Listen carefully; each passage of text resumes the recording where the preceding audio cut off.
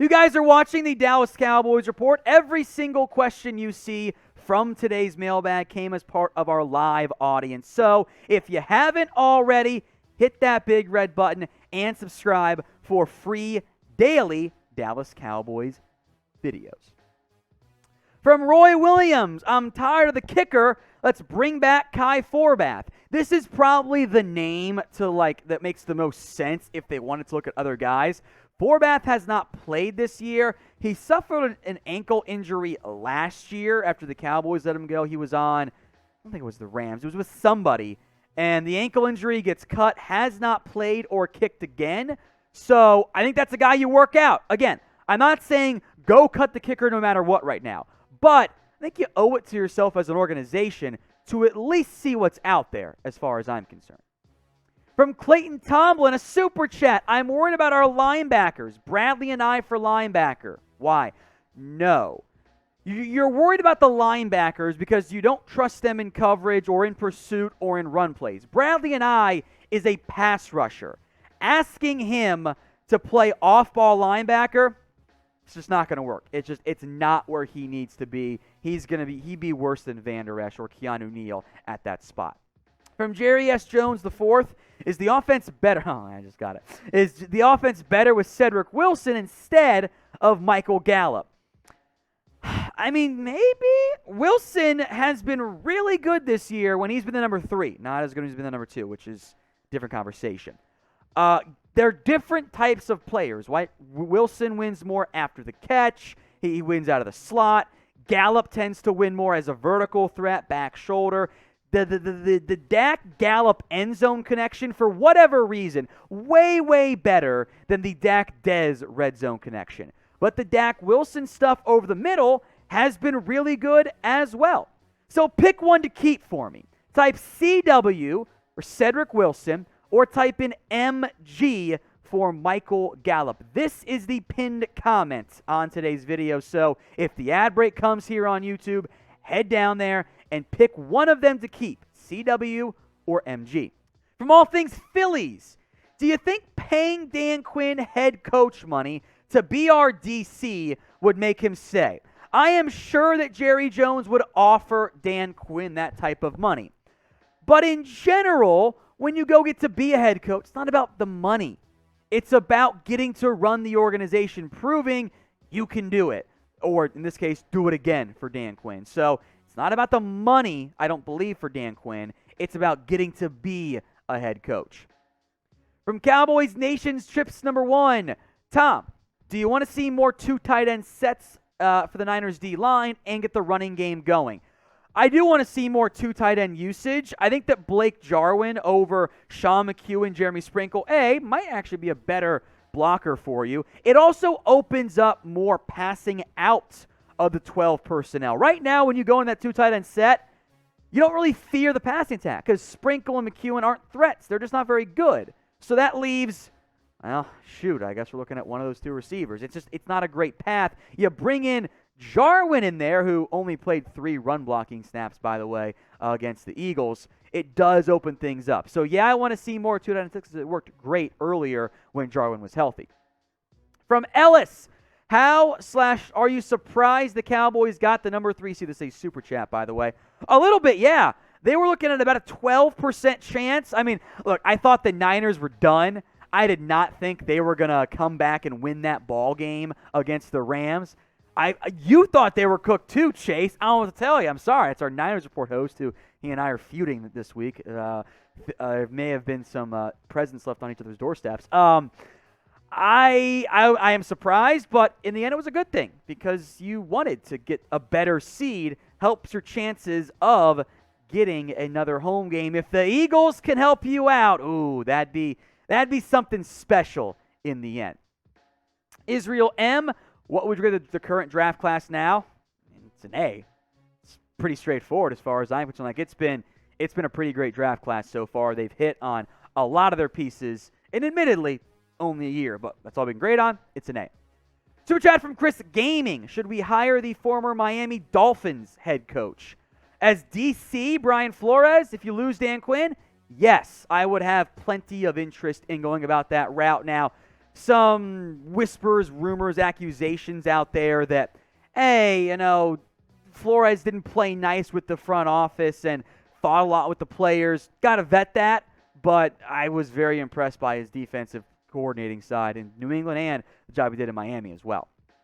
The Lunatic, D-line depth will be the difference. Dallas 30, Niners 17. Look, the Niners D-line is really great too. I think being able to stop the run, making Jimmy G beat you, that's going to be your path to beating San Francisco. From Clayton Tomblin, what will our total salary cap be next year? I don't know yet. Honestly, whatever you want it to be. You can play with the numbers with any player you want. You can make the salary cap space balloon if you want. The Cowboys haven't always done that. It could come due down the road, but you can make room as you want to sign various guys. For my burner account, Tom, if we lose this game, do we riot? Damn right we do. I will be unhappy. I will potentially, and I will be calling for jobs. I don't know who, but I'm going to request that they get fired. So, yes, if the Cowboys lose this game, I'm going to be angry. We will all burn down the Star. From Food Review, I'm only kind of kidding there. Also, I want to shout out the Cyprian Cox and War Parsons Super Chats, $5, $1. No question, but thank you. With a great amount of players that have an opportunity to leave in free agency, which one, in your opinion, should be given the franchise tag? I think Randy Gregory is the one, if any, that make the most sense. You could, factoring in the cost involved, it's more than he's going to get. You could maybe talk me into J-Ron Curse because it'd be cheaper, still pretty expensive. I think the franchise tag would be more for Gregory and Curse once they get on the open market. So you might not use it at all, but I think those are the two guys you would consider. From Manster 54, do you believe we will put more of an effort to run the ball this week? I don't care. I actually think the best path for this Cowboys team against a not good Niners secondary, even Chase knows they're pretty bad, you air it out. You attack and push it downfield. The Cowboys' best games this year, especially as of late, have come when they've pushed the ball downfield, attacked early, and aired it out. Do that, and then in the third, fourth quarter, run the ball down their throats. Once they're already on their heels, then you run forward. So I don't want to ignore the run altogether, but I want to use the pass early, hit some big plays, get points on the board, and then run the football. Use Zeke and Pollard as your closers. Now, how many playoff games do you think the Dallas Cowboys will win? 0, 1, 2, 3, all 4 of them. Make your predictions, and if you want to speak it into existence, you guys can go for it right now in the comments section. I want you guys to subscribe only if you are a real Cowboys fan. There are some Eagles fans that infiltrate because nothing's sadder than being an Eagles fan subscribed to a Cowboys YouTube channel. But if you want to be a real Cowboys fan with daily news and get daily news and rumors and updates all season and off season long, hit that big red button and subscribe today. From GManDukes, I don't believe in Cox. Phrasing. So what should the boys do for the linebacker spot? Draft, free agency. I think both.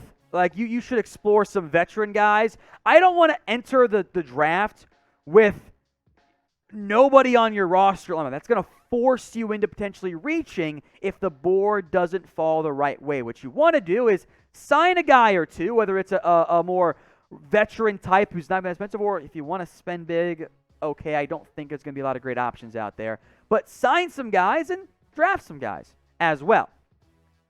From Vince, do you fear the Niners more than the Rams and Cardinals? They are hot right now, and they can run the football. Yes, they can run the football. Their passing game, which is more important than a ground game, guys, isn't as good as the Rams when Stafford's playing okay. And the Cardinals. Also, reminder, the Cardinals have had a better year than the Niners, so have the Rams.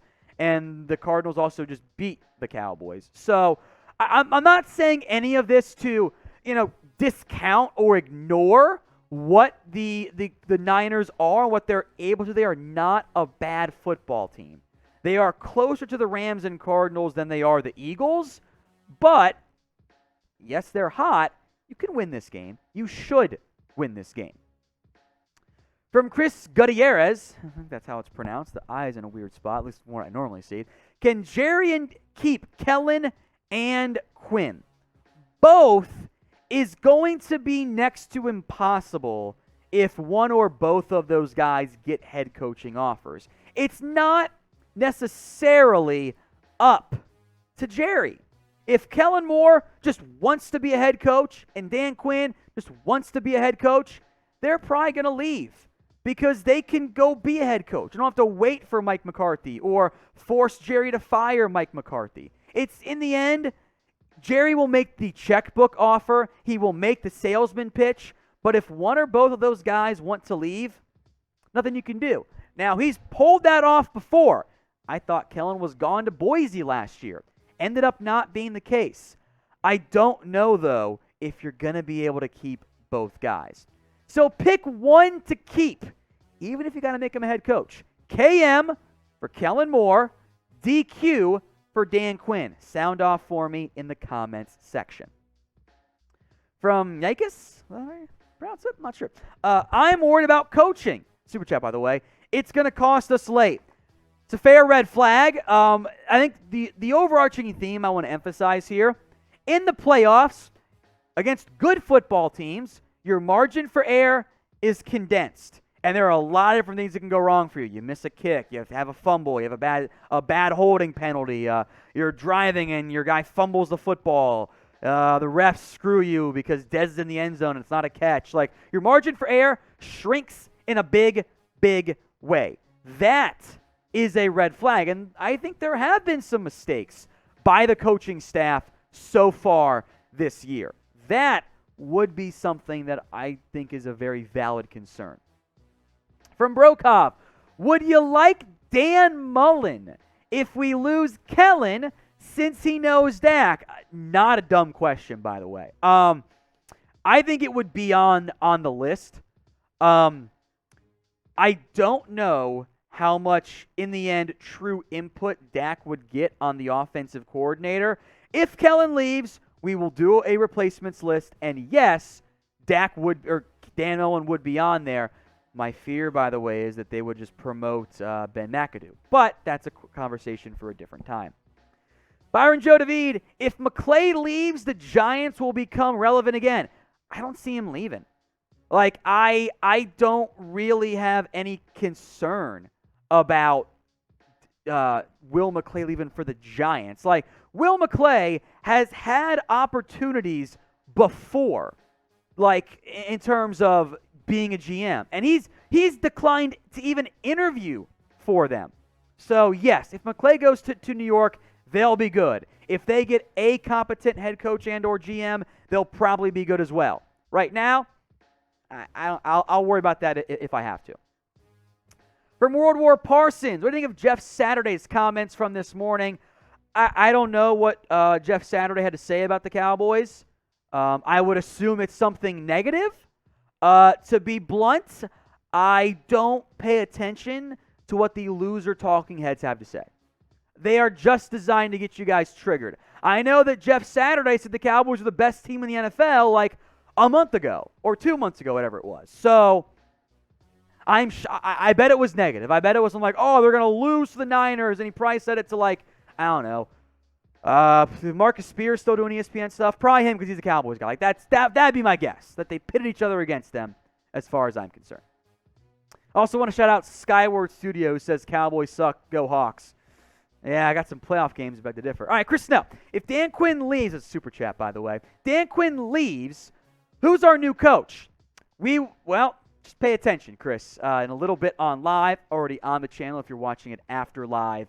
That will be a video we have for you guys. From Joey Draetta, I forgot how to pronounce it. I'm scared of losing amazing guys like Curse, Gregory Wilson, etc. Who will you resign? Who do you think will leave? This will be a video as well. We'll break down all of the Cowboys free agents. It's more worthy of a full video than just a minute-long conversation on it. From rated_I, how would you feel about Romo being the OC?